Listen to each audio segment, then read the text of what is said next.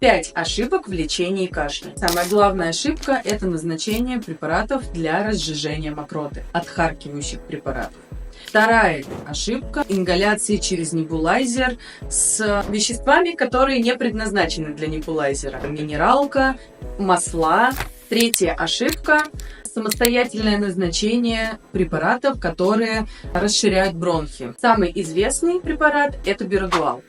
Он снимает спазм с бронхов, но если спазмов бронхов у нас нет, а мы начинаем применять этот препарат, это может привести к неприятным побочным эффектам.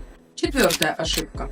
Прием антигистаминных препаратов при обычном кашле на фоне течения острой респираторной вирусной инфекции. Пятая ошибка. Применение горчичников или любых других согревающих средств, которые мы наносим на область грудной клетки ребенку.